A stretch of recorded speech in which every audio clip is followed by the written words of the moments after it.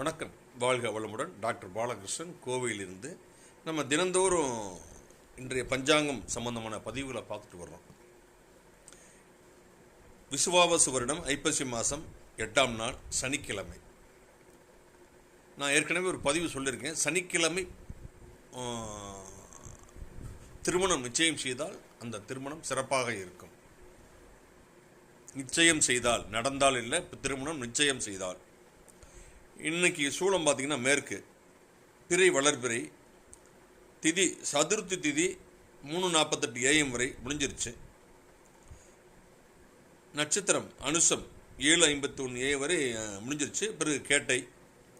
யோகம் சோபனம், கரணம் வணிசீகரணம் 2:34 PM வரை.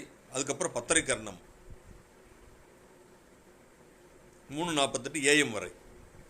நல்ல நேரம் பார்த்தீங்கன்னா 7:45 8:45 வரை, 4:45 5:45 வரை. சந்திராஷ்டமம் பரணி கார்த்திகை இந்த நட்சத்திரக்காரங்க இன்றைக்கி சந்திராஷ்டமம்.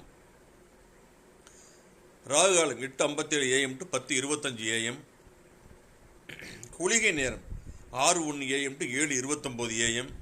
யமகண்டம் 1:21 PM to 2:49 PM.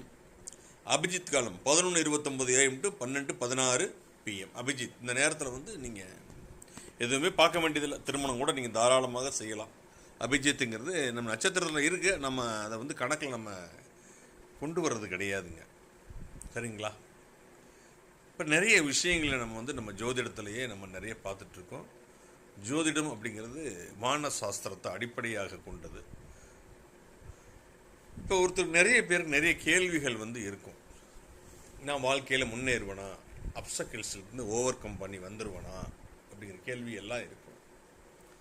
அவனுடைய லக்னத்தை பார்த்து எத்தனை பாயிண்ட்ஸ் வாங்கியிருக்காங்கன்னு பார்த்து இவர் ஓவர் கம் பண்ணி வந்துடுவாரா, முடிவுகள் எடுப்பதில் தடுமாற்றம் ஏற்படுமா, லைஃப் இப்படியே தான் இழுத்துக்கோ பறிச்சுக்கோன்னு போயிட்டுருக்குமா அப்படிங்கிறத நம்ம ரொம்ப சிம்பிளாக அந்த பாயிண்ட்ஸை பார்த்து சொல்லிடலாம். பழைய முறைகள் பார்த்திங்கன்னா லக்னாதிபதி ஆட்சி இருக்காரா, உச்சம் இருக்காரா, நேசம் இருக்காரா, லக்னாதிபதி எந்த நட்சத்திரத்தில் இருக்கார், அவருக்கு வீடு கொடுத்தவர் யார், அவருக்கு வீடு கொடுத்தவர் யார், அவருக்கு வீடு கொடுத்தவர் யார், இவங்கெல்லாம் நல்ல நிலைமையில் இருந்தாங்க அப்படின்னா நடக்கும். அதே மாதிரி லக்னாதிபதியவோ லக்னத்தையோ எத்தனை சுப கிரகங்கள் பார்க்கிறது, எத்தனை பாவ கிரகங்கள் பார்க்கிறது அப்படிங்கிற கணக்கு இருக்குது. ஒன்று ஞாபகம் வச்சுக்கோங்க, லக்னத்தையும் ராசியையும் குரு பார்த்தால் எல்லா தோஷமுமே நிவர்த்தியாகிவிடும். அதே மாதிரி லக்னம், ராசி, சூரியன் இந்த 3 கிரகங்களை சுப